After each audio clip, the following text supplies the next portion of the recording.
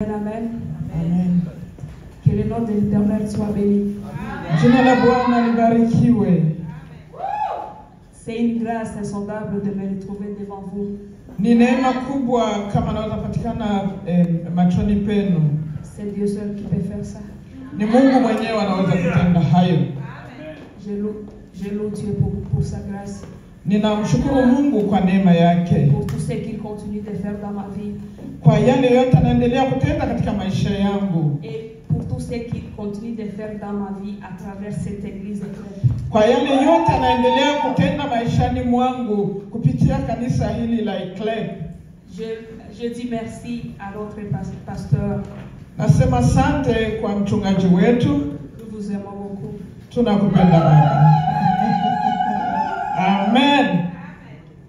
Merci pour cette occasion que tu nous as donnée de partager la parole de Dieu avec le peuple de Dieu. Asante kwa kibali hiki uliweza kutupa kuweza kuchangia neno la Bwana. Je dis merci aussi à pasteur Maramuke pour cette grande considération. Asante pia kwa Maramuke kwa hii hatua nzuri. Et je dis merci aussi à toute l'assemblée de Dieu. Nina washukuru nyinyi nyote pia mkutano wa Bwana. Soyez bénis parmi notre Mubarikiwe kwa jina la Yesu. Amen, amen. Amen. Je vais encore chanter un peu. Naenda kuimba kidogo. Même si je n'ai pas une belle voix, je sais qu'avec le Saint-Esprit, il est là. Anaweza iko na sauti nzuri. Il est hors de question que tu passes sans me toucher. Il est hors de question que ça finisse comme ça. Moi je n'ai jamais vu un homme te chercher sans te trouver. Moi je n'ai jamais vu un homme te chercher sans te trouver. Yelele baba, yelele, yelele baba, yelele, yelele baba, yelele. Il est hors de question que tu passes sans me parler. Il est hors de question que ça finisse comme ça. Car je n'ai jamais vu un homme te chercher sans te trouver. Car je n'ai jamais vu un homme te chercher sans te trouver. Yelele baba, yelele, yelele baba, yelele, yelele baba, yelele,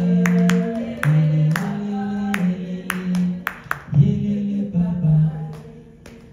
Les pans de sa robe remplissent ses yeux. C'est ce qui se passe maintenant. Yeshua.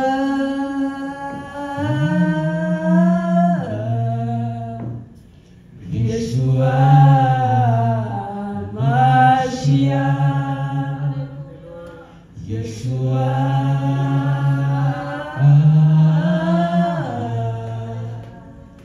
Yeshua. Mashiach. Ici et maintenant, que ça se passe maintenant. Ici et maintenant, touché. Ici et maintenant, ça se passe maintenant. Ici et maintenant, touché.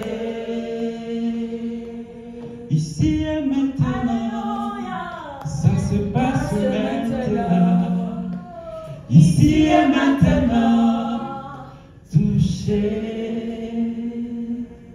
Seigneur Jésus-Christ, que ta grâce, que ton onction, Seigneur, coule maintenant. Que tous ceux qui enseignent, Seigneur, puissent proclamer ta victoire.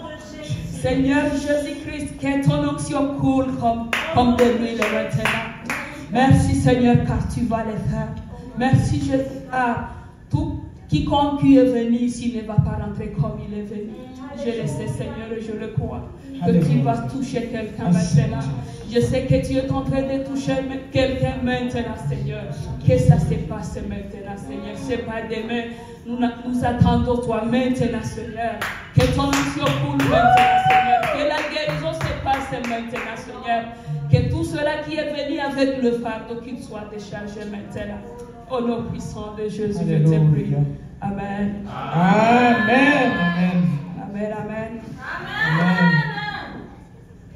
Sans plus tarder, Bila kukawa, je vais vous demander de vous tenir debout tutasimama sote et nous allons lire la parole de Dieu. na tutaenda kusoma neno la Mungu. Nous allons ouvrir notre Bible dans Genèse 3.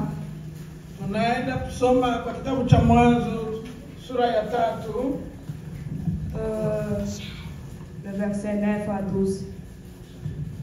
tutaanza kwa versi ya 9 mpaka 12. S'il y a quelqu'un qui a vu, je vais lire pour nous. Je lis dans le nom du Seigneur. Amen.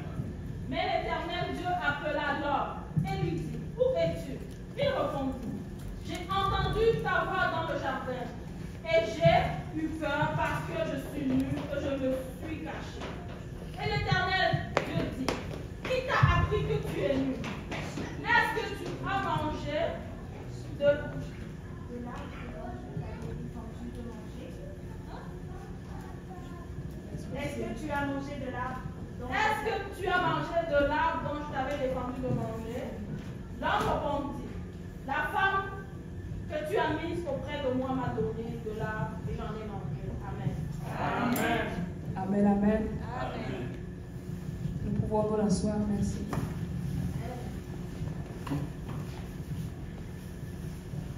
Bien-aimé, le thème d'aujourd'hui c'est où es-tu? Jameni, jioni ya leo kichwa upo wapi? Le thème d'aujourd'hui c'est où es-tu? Kichwa ya neno la leo uko wapi? La parole de Dieu nous parle d'Adam et Ève. Neno la Mungu linatupa habari za Adam na Hawa. Le premier homme créé par Dieu à son image. Ni yule mtu ambaye Mungu alimuumba wa kwanza kwa mfano wake. Dieu les avait créés, il avait un but. Mungu alipowaumba alikuwa na mpango. Et il les a mis dans le jardin d'Éden. Na akawaweka kwa shamba la Edeni. Pour cultiver et garder ce jardin-là. Alipenda walime na wachunge shamba hilo. Mais le serpent étant le plus rusé de tous les animaux des champs, Lakini kwa sababu nyoka huyo alikuwa mjanja kuliko wanyama wa shambani, il est venu et il a séduit Ève. alikuja hata kamdanganya Hawa au Eva. Et Ève, il a mangé les fruits que Dieu lui avait interdit de manger. Na Hawa akakula hilo tunda ambalo Mungu alimkataza asile. Et elle n'a pas mangé seule, elle a donné aussi à Adam. Hakula mwenyewe, alimpelekea hata mmeo. Amen, amen. Amen. Le plan que Dieu avait dans la vie d'Adam, Na mpango ambao Mungu alikuwa nao kwa ajili ya Adamu, lorsqu'il avait mangé ses fruits, lorsqu'il avait désobéi à Dieu, wakati alipo kosa kutokumtii Mungu, directement il est sorti dans les plans de Dieu. alipita na toka papo hapo katika mpango wa Mungu. Je ne sais pas si vous me saisissez. Sijui kama unaelewa hayo. Parce que lorsque Dieu lui avait mis dans le jardin d'Éden, Kwa sababu Mungu alipomtia bustanini, il lui avait donné des directives à suivre. alimupa sharti za kuweza kufuata. Il lui avait dit, tu vas faire ceci, ceci et cela. Alimwambia utafanya hivi na utatenda hivi. Il lui avait dit que tu vas manger cela. Akamwambia utakula hili tunda, Et l'autre fruit, tu ne vas pas toucher. lakini hili lingine usiguse. Et peut-être aussi, il lui avait dit, tu vas sarcler le champ comme ça, je ne sais pas, on n'a pas mis ça dans la Bible. Labda Mungu alisema mtakuwa mnapalilia shamba, haikusema kwa Biblia. Mais c'est ma pensée. Ndio, inawezekana walipaswa kupalilia shamba. Parce que c'est lui qui lui avait donné ces champs-là. Ni yeye aliwakabidhi hiyo bustani. Et il lui a donné des directives à suivre. Na aliwapa mipango ya kuweza kufuatilia. Et des restrictions aussi. Des restrictions aussi. Aliwapa na mipango au limites. Des limites, il lui a donné des limites. Aliwapa pia mipaka ya kuweza kuangalia. Amen, amen. Amen. Mais lorsqu'ils ont désobéi à Dieu, lakini walipomwasi Mungu, directement ils ont sorti dans le plan de Dieu. Hivyo walitoka kinyume ya mpango wa Mungu. Lorsque le péché est entré à Adam, wakati dhambi ilimuingilia Adamu, et Adam il est parti se cacher loin de la face de Dieu. Aliweza kukimbia na kwenda kufichama mbali na Mungu. Bien aimé, j'ai beaucoup réfléchi à ces choses-là. Jamani, niliweza kuyafikiria sana haya. Je vis comment est-ce que le péché détruit l'homme. Akaona jinsi gani dhambi inamharibu mwanadamu. Et c'est très dangereux dans la vie des chrétiens. Na ni hasara sana kwa maisha ya Kikristo. Amen, amen. Amen. Bien aimé, la Bible nous dit, neno la Mungu husema, un jour Dieu il était en train de parcourir le jardin. Eti Bwana Mungu siku moja alikuwa akitembea hapo bustanini. Et la Bible nous dit que c'était le soir. Na neno la Mungu linahakikisha kwamba imekuwa jioni. Je ne sais pas ce qu'il faisait, je ne sais pas si il chantait ou bien il faisait quoi. Hajui wakati Mungu alitembea hapo kama alikuwa akiimba, kama alikuwa akifanya namna gani. Mais c'était son chat, il pouvait faire tout ce qu'il voulait. Na alikuwa bustanini mwake, angefanya lolote ambalo alifurahia kulifanya. Mais ce qui m'a étonné, lakini nimeshangaa na neno moja. Avant même que Dieu puisse ouvrir la bouche et parler et dire à Adam où es-tu? Na mbele Mungu awezi kuuliza Adam uko wapi? Lorsqu'ils ont entendu seulement la voix, waliposikia tu sauti, ils sont partis se cacher. Walipita wanakimbia kwenda kufichana. Loin de la présence de Dieu. Wakaenda wakwende wafichane kabisa mbali na uso wa Mungu. Et ici la parole de Dieu nous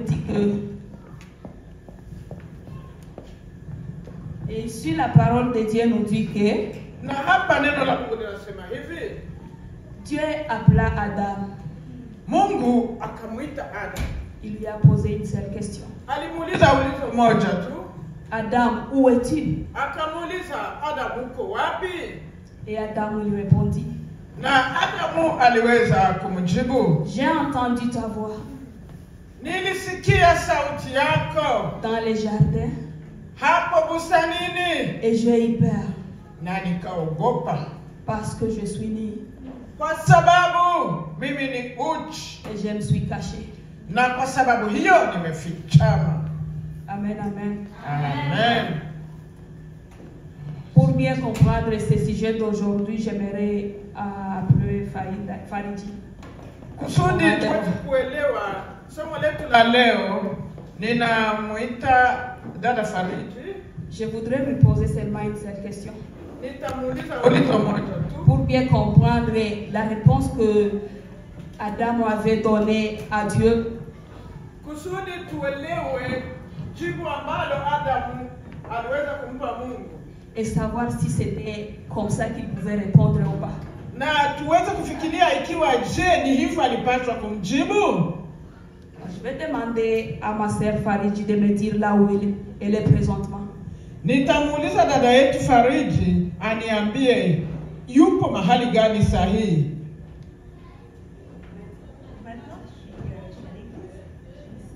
Anajibia eti leo hii saa niko kanisani.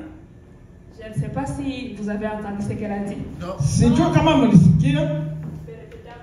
Je suis à l'église. Amen, amen. Amen. Elle a dit qu'elle est à l'église. Alisema nipo kanisani. Et je vais lui retourner le micro, je vais lui demander de me poser la même question encore. Nitamupatia microphone naye aniulize ulizo hilo hilo. Diaconesse Dena, où est-ce que vous êtes aujourd'hui? Donc toi, tu ne vois pas là où je suis. Tu ne vois pas que je suis à la chair de là. Hey. Manake hauna macho. Haoni mahali nipo. Haoni kama leo, haoni mahali nasimama nataka kuhubiri. Merci ma sœur Fariji. Asante dada. Là, je voulais vous expliquer un peu là-dessus. Nilitaka niwamanishie kitu fulani mahali hapo. Lorsqu'on est rempli de péchés, Kama mtu ametawaliwa na dhambi, on ne sait même pas répondre à l'appel de Dieu. yeye hawezi kujibu kwa wito wa Mungu. Adam, quand on lui a posé la question, où es-tu? Adam aliulizwa tu hiyo ulizo. Il ne Uko fallait pas wapi? qu'il dise, Seigneur, j'ai entendu ta voix, je suis allé me cacher. Non, non, non, ça n'a pas de sens. Baba, nilisikia tu sauti yako nikasema acha niende yangu kufichama. Il fallait dire, me voici. Angepaswa kusema Baba, mimi hapa. C'était très simple et très clair. Ilikuwa rahisi na ilikuwa wazi. Me voici. Mimi hapa Baba. Mais Adam, il savait que il n'est plus comme Dieu lui avait laissé avant. Adam alijua hakika ya kwamba hakuwa kama yule Mungu alimwacha mbele. Il a amené quelque chose d'étrange dans sa vie. Alikuwa na kitu kigeni sasa katika maisha yake. Le péché est entré. Dhambi ilikuwa ilishaingia. Et ce qu'il fallait faire, c'était de fuir la présence de Dieu. Na kile ambacho kingekuwa heri kwake ni kukimbia uso wa Mungu. Amen, amen. Amen. Où es-tu? Uko wapi? Aujourd'hui, ce n'est pas la question qu'on pose à Adam. Aujourd'hui, c'est à toi que Dieu il est en train de poser cette question. Hii ulizo si kwa Adam tena, lakini ni kwako na kwangu. Où es-tu? Uko wapi? Je ne sais pas tu es dans quelle chose. Sijui uko katika hali gani.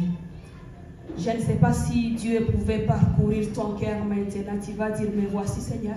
Sijui Mungu anapochunguza roho yako, sijui ungejibu Je ne sais nini. pas si ton cœur elle est exactement tel que Dieu l'avait créé. Sijui kama roho yako inaendelea kuwa kama vile Mungu aliyoiumba. Est-ce que tu vas dire maintenant à Dieu, me voici, je suis là. Je utasema sahihi, Baba, mimi hapa. En lisant les Écritures, nous voyons tous que Adam n'avait pas bien répondu à la question. Na tunaposoma neno la Mungu tunakutana Adamu kweli hakujibu vizuri ile ulizo aliloulizwa. Et au lieu de dire me voici, il a commencé à s'expliquer.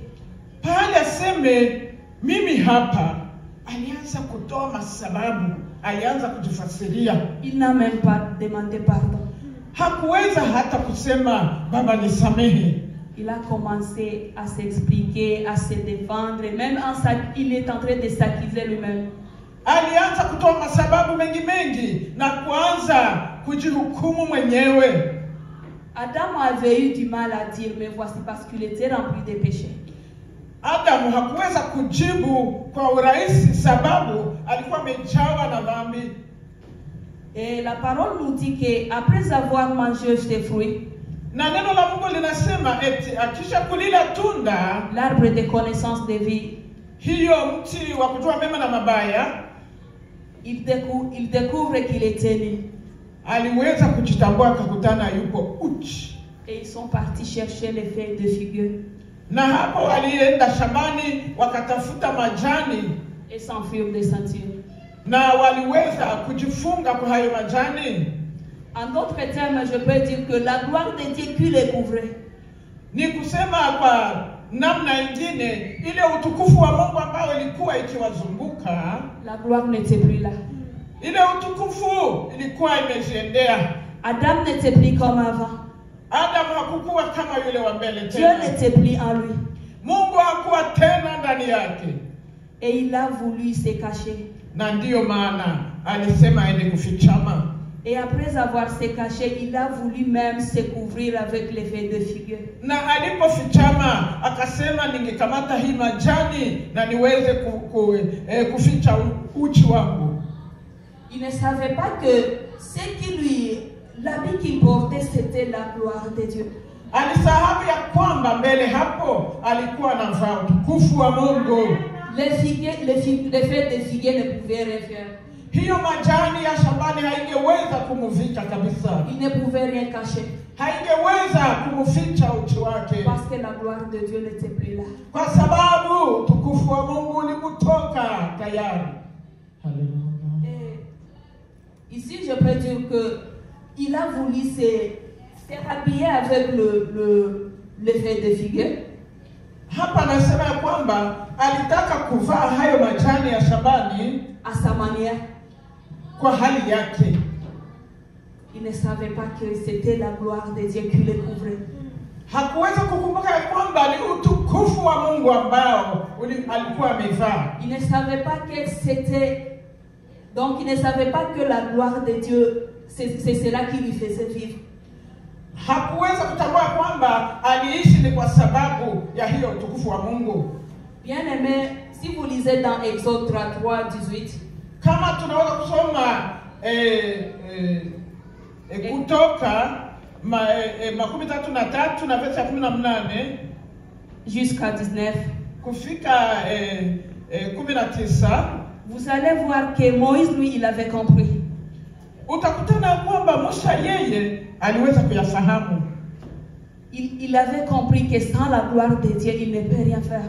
Alijua kwamba bila utukufu wa Mungu yeye hafai. Et il a dit à Dieu, Seigneur, akamwambia Mungu, fais-moi montrer ta gloire. Akasema, Bwana, nionyeshe utukufu wako. Fais-moi montrer ta gloire, Seigneur. Akasema, Bwana, nionyeshe utukufu wako. Haleluya. En d'autres termes, il voulait dire, Seigneur, fais-moi montrer ta grâce.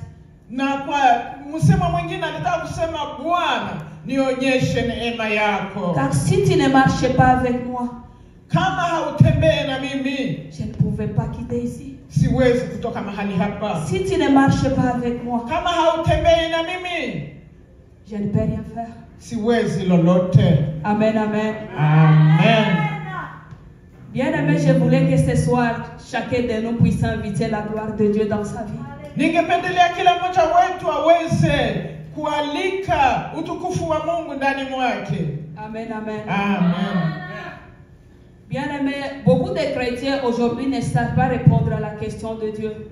Wengi wa Kristo kwa leo hawajui kujibu kwa swala la Mungu. Parce qu'il y a les péchés. Kwa sababu wametawaliwa na dhambi. Ils viennent à l'église. Wanafika kanisani, ils sont remplis de péchés de toutes sortes. Wanatenda dhambi ya kila mtindo. De toutes sortes. Kila dhambi ya kila aina. Et ils vivent dans une vie de culpabilité. Wanaishi katika maisha ya kujihukumu. Parce qu'ils savent que là où Dieu l'endroit où Dieu les avait laissés, kwa sababu wanajua mahali Mungu alipowaacha, ils ne sont plus là. Hawakubaki mahali hapo. Ils ont invité d'autres dieux dans leur vie. Walienda wakaalika miungu mingine katika maisha yao. Ils ont les cœurs partagés.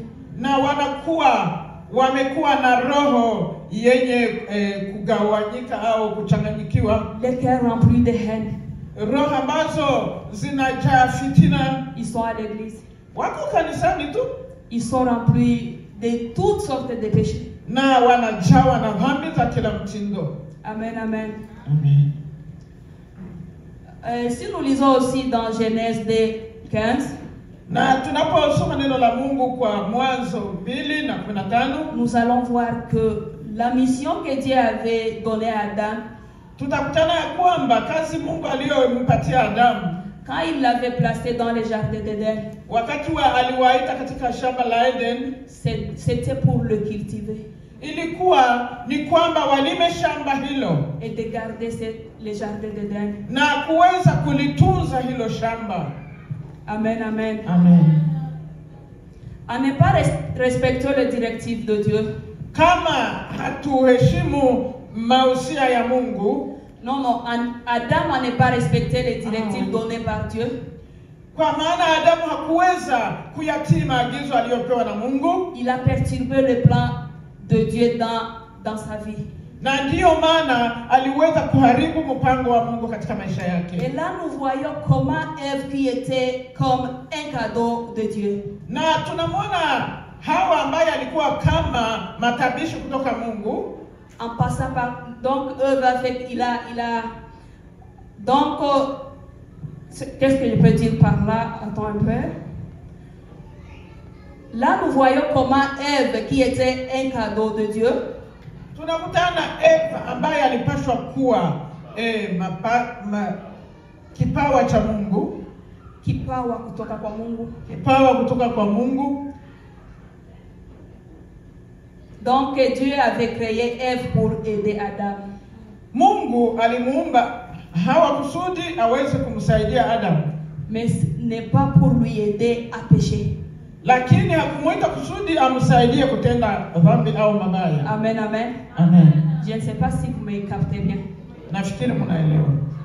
Et c'est le même cadeau que Dieu avait donné à Adam. Hii matabishi ambayo Mungu alimpa Adamu avait perturbé les plans que Dieu avait pour Adam dans la vie d'Adam. Hii iliweza kusababisha mambo ambayo Mungu alitia katika Adamu. Un jour, je me rappelle, j'avais parlé avec dans la séance de maman. Ninakumbuka tulikuwa na mafundisho yetu ya wamama. Et j'avais parlé à un tel qui disait un don de Dieu qui perturbe les plans de Dieu dans la vie d'un chrétien. Akatuambia kuhusu ile kipawa cha Mungu ambacho kinaharibu kazi ya Mungu ndani yetu. Et là, je lui ai montré beaucoup de choses. Na hapo alituambia mambo mengi. On a parlé beaucoup de choses en tout cas. Tulisema mengi siku hiyo. Et je vais parler peut-être en passant. Labda nitasema nikipita kidogo tu. Juste en parenthèse. Na nitaweza kutia neno fulani. Et là, j'avais montré comment Dieu peut te donner quelque chose. Akatuonyesha kwamba jinsi Mungu anaweza kupatia kitu fulani. Sa gloire. Anakupatia kusudi mtukuze na kitu hicho. Mais lorsque tu t'appropries ces choses-là, lakini ukianza kukifanya kama kitu chako, tu perturbes le plan que Dieu avait dans ta vie. Hapo unaharibu mara moja mpango Mungu alikuwa nayo katika maisha yako. Je lui ai montré un exemple de quelqu'un que Dieu a donné une belle voix. Akatupatia mfano ya yule Mkristo ambaye alipewa sauti nyororo kanisa. Dieu t'a donné une belle voix pour lui rendre gloire. Mungu alikupa sauti nzuri kusudi umtukuze nayo. Pour que quelqu'un qui va t'entendre chanter puisse être sauvé. Kusudi yule atakusikia ukiimba aweze naye kuokoka. Mais quand tu viens, tu t'enorgueilles. Lakini wakati ulifika mahali hapo ukaanza kujiweka kiburi. Et tu t'appropries cette voix-là comme c'était na unaanza kusema nina sauti nzuri, nina sauti nzuri. Si je ne chante pas aujourd'hui, kama leo siimbi, personne ne va pas chanter comme moi. Hakuna kile kitaendelea. Si je ne prêche pas, kama sihubiri leo, quiconque va prêcher comme moi. Hakuna yule anaweza kuhubiri kama mimi. Amen, amen. Amen. Et il y en a beaucoup des exemples. Kuna mifano kadha wa kadha. Amen, amen. Amen. Je ne sais pas si vous me comprenez comment l'homme il est en train de s'éloigner de la présence de Dieu. Sijui kama mko mnafikia kiwango ya kuona jinsi Mungu anaendelea kwenda mbali mbali na mapenzi ya Mungu. Amen, amen. Amen. Amen. Amen, amen.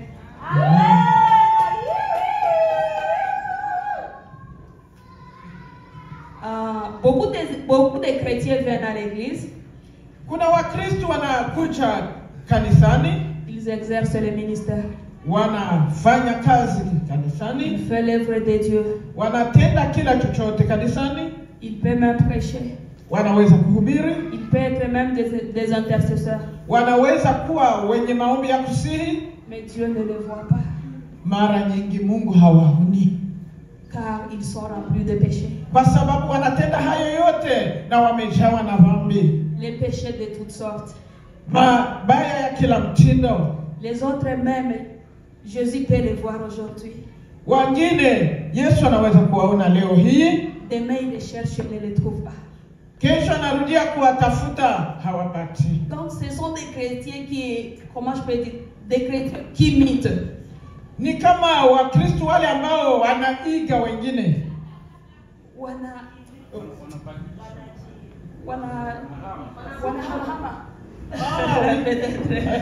Ni wale ambao hama wanaenda mahali. Les chrétiens d'imitation, si je peux dire. Leo wako hapa, kesho pengine. Amen, amen. Dieu, il se voit ici aujourd'hui. Anakuona hapa leo. Quand il va te chercher demain, il ne va pas te trouver. Akirudia kwako kesho hakupati. Il te voit, il regarde ton cœur aujourd'hui. Anaangalia roho yako leo. Tu es un bon chrétien. Anaona huyu kabisa ni Mkristo. Mais si quelque chose arrive, lakini kitu kidogo kikija, tu mets Dieu derrière. Unapita na tupa Mungu nyuma yako. Tu es dans tes affaires. Na unaingilia mambo yako. C'est ça, c'est que moi j'ai appelé les chrétiens d'imitation. Hiyo ndio alisema ni Wakristo wa hapa na pale. Amen, amen. Amen. Comme le virus de Covid a parfois ça changé sa vie. Ni sawa vile ile coronavirus mara ilikuwa inabadilisha namna yake ya kukamata watu. Aujourd'hui on nous disait au micro. Mahali naweza kukamatia, wengi wanasema ukitumia mikro na mwingine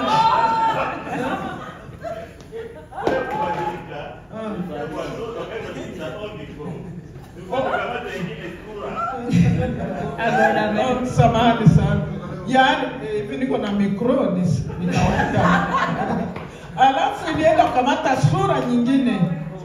Amen, amen. Amen, amen, amen. Ce sont des chrétiens de circonstances.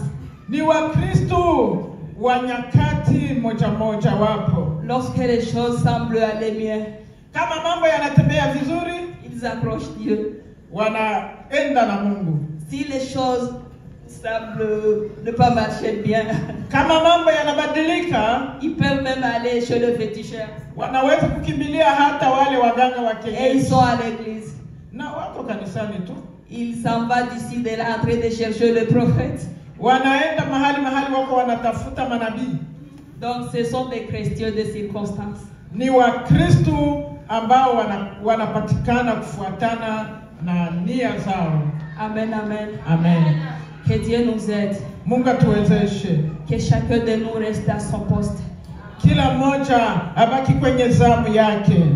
Que même si Dieu passait la nuit, kama Mungu angepita hata usiku, même s'il passait la journée, kama angepita mchana, à n'importe quelle heure, kwa wakati wa yote, qu'il te trouve à ton poste. Akukutane kwa mahali pako. Amen, amen. Amen. Qu'il me trouve à mon poste. Anikutane mahali pangu. Amen, amen. Amen. Ici je veux vous donner l'exemple de Joseph. Naenda kuwapa mfano wa Yusufu.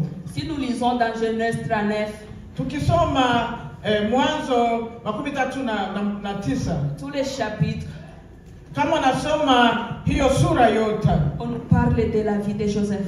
Wanatuambia kuhusu Yusufu. Si vous avez du temps, vous pouvez lire ça à la maison. Na hiyo tunaweza kusoma tukiwa nyumbani.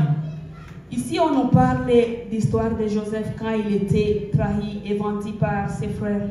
Wakati Yusufu aliuzwa na nduguze, il a traversé des situations difficiles. Alikutanana na mambo magumu kabisa. Mais il est resté dans sa mission.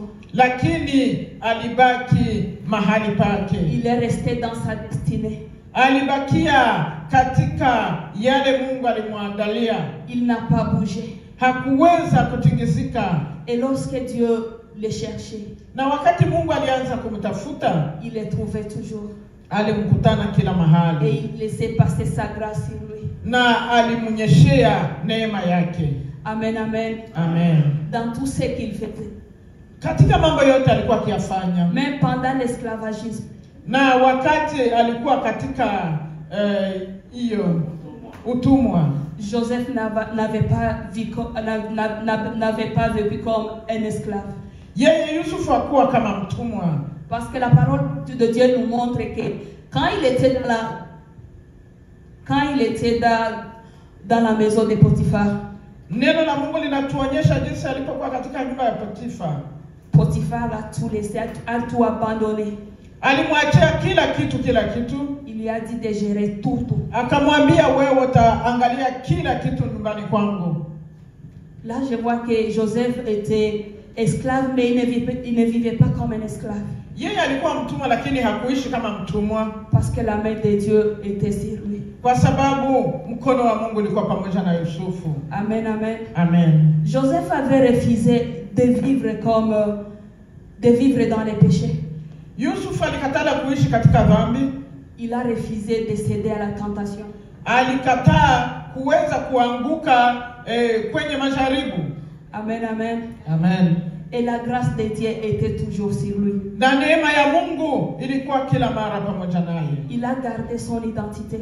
Aliweza kuchunga identite yake. Malgré tout ce qui s'était passé. Ingawaje yote aliyoyapitia. Il n'a pas abandonné Dieu. Hakuweza kumwacha Mungu wake. Amen, amen. Amen. Je me demande aussi si les Joseph étaient d'aujourd'hui.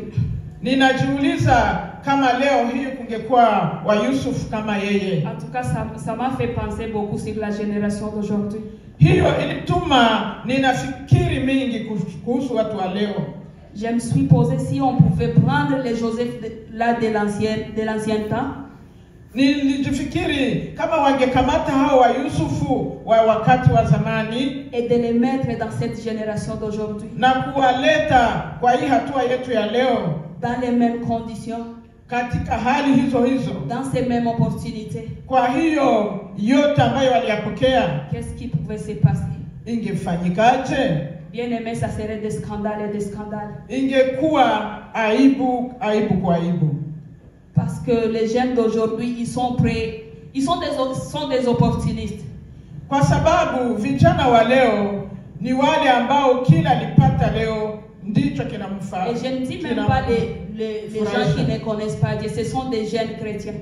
Sisemi kwa wale ambao hawajui Mungu, lakini ni wale ambao wanajua Mungu. Les jeunes qui entendent la parole de Dieu du jour au jour. Ni wale jour. ambao wanasikia neno la Mungu kila siku. Il allait dire, angesema, c'est une opportunité à ne pas rater. Ni hatua ambayo singeweza kuachilia.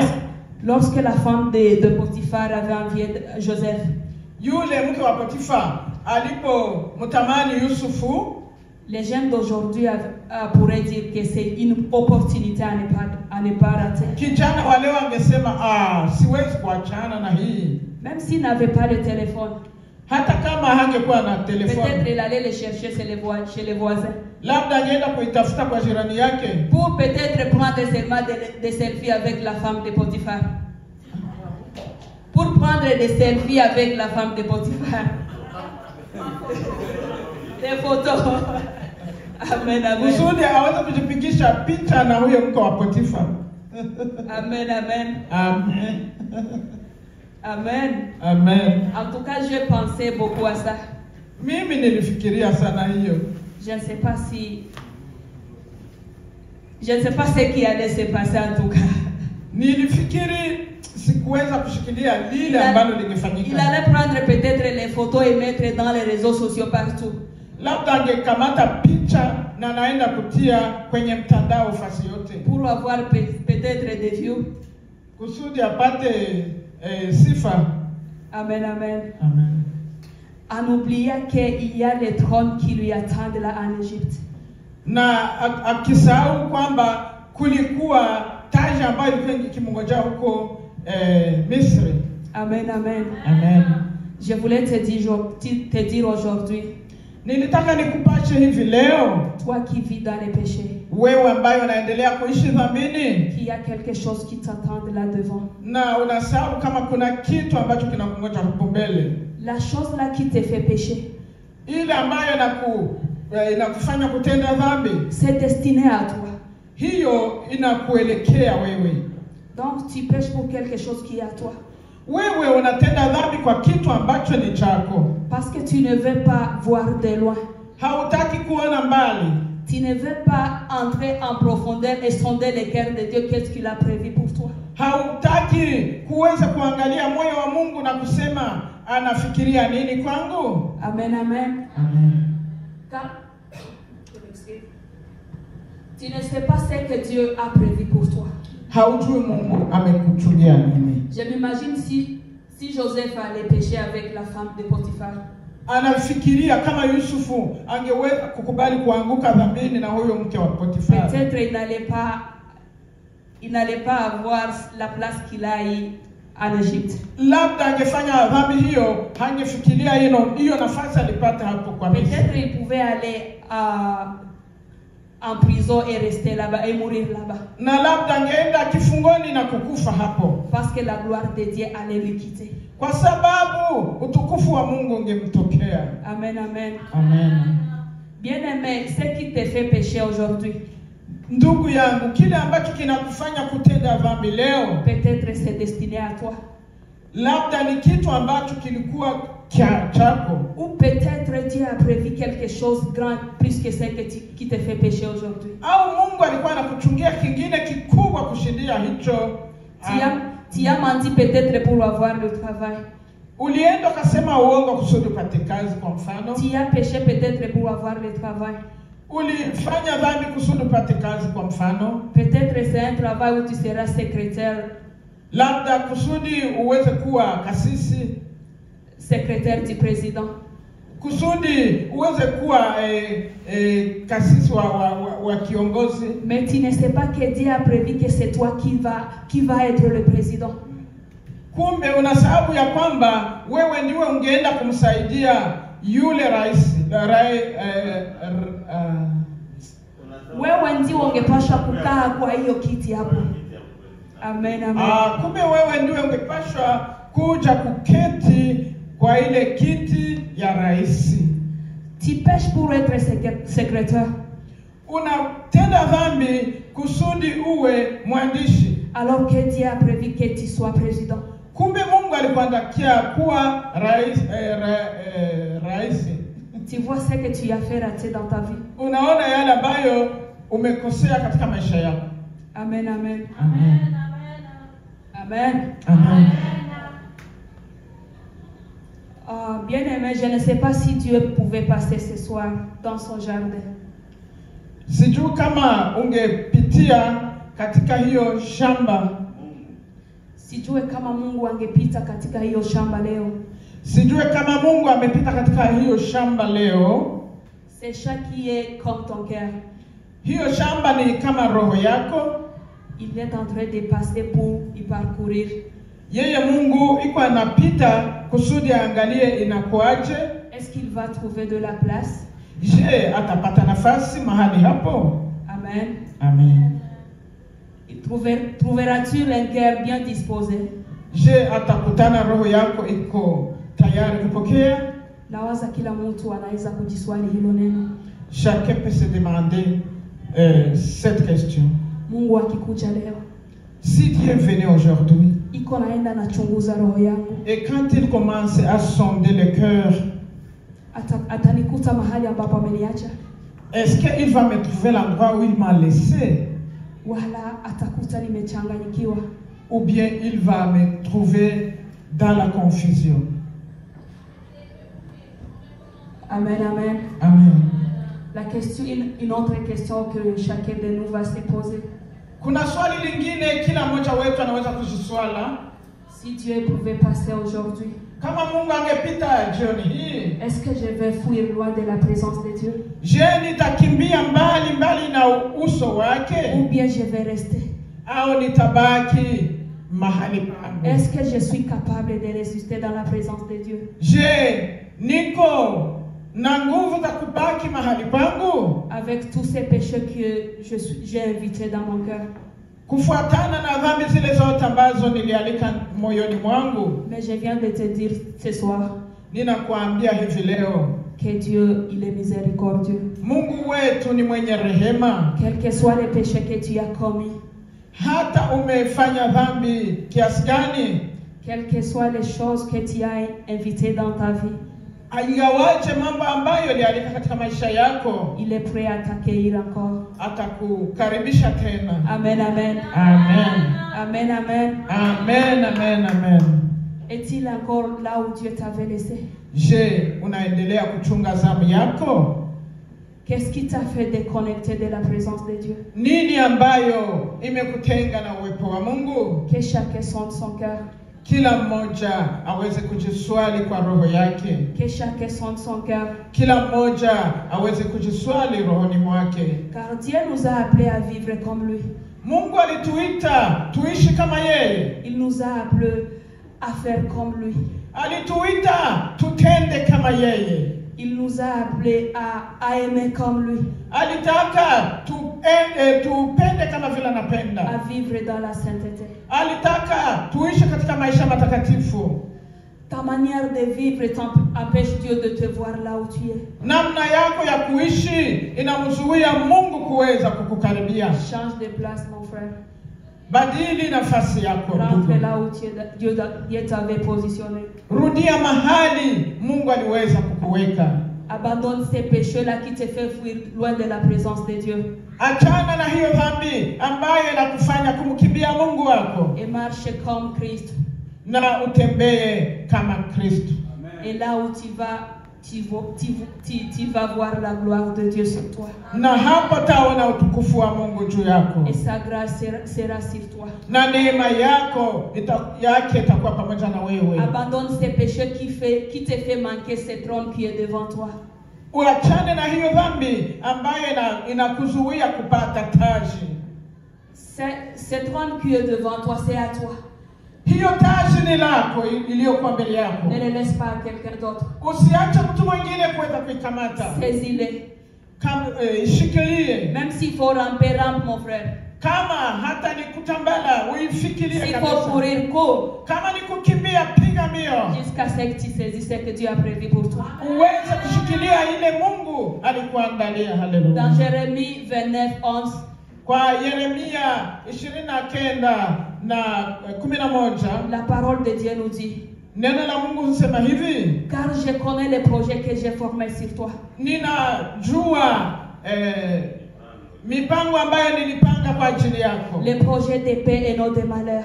Ni mipango ya amani, si mipango ya mateso. Afin de vous donner de l'avenir et de l'espérance. Kusudi niwape mambo de l'avenir et de l'espérance. Kusudi niwape tumaini siku zijazo. Amen, amen. Amen, amen. Amen. Courir pour saisir ce qui est à toi. Ni kukimbia kusudi shikilie yale yaliyo yako. Il faut courir pour saisir ce qui est à toi, bien-aimé. Kimbia kabisa na ushikilie lilio lako. Ne le laisse pas à quelqu'un d'autre. Usiache mtu mwingine kukamata fungu lako. Quels que soient les péchés que tu as invités dans toi. Ingawaje dhambi ambayo iliweza kukukaribia ndani yako. Les péchés là qui t'a fait que tu sois lourd. Na ile dhambi ambayo ilikufanya kuwa mzito. Tu ne sais plus courir. Kwa sababu ya hiyo hauwezi tena kukimbia mbio. Rampe même et demande l'aide du Saint-Esprit. Ikiwezekana utembee hata kwa magoti na uombe uongozi wa Roho Mtakatifu. Ce qu'il faut faire c'est faire quand même un pas. Kilicho cha maana ni kufanya hatua. Et demande l'aide du Saint-Esprit. Na kuomba msaada wa Roho Mtakatifu. Amen, amen. Amen. Bien-aimé, malgré les choses qui ne marchent pas. Wandugu, ingawaje kila kitu hakiendelee vizuri. Malgré les difficultés de la vie. Ingawaje magumu kadha ya maisha. Reste penché à Dieu. Ushikilie Mungu wako. Et la grâce divine sera sur toi. Na neema ya Mungu itakuwa pamoja nawe. Ce trône ne le laisse pas à quelqu'un d'autre. Usiache taji lako kwa mtu mwingine. Jusqu'à ce que tu sois couronné de gloire. Kusudi siku moja uvikwe hiyo taji ya utukufu. Le travail que tu fais pour Dieu. Ile kazi ambayo unamtumikia Mungu. Ne l'abandonne pas. Usiache. Reste à ta place. Baki kwenye zamu yako. Jusqu'à ce que Jésus revienne et il te trouve à ta place. Na mpaka Yesu atakaporudi akukute katika zamu yako. Amen, amen. Amen, amen, amen, amen. Amen. Je suis à la fin. Tunafikia mwisho. Et j'invite notre papa pasteur s'il a quelque chose à ajouter. Kama baba anakuwa na la kuongeza, karibu.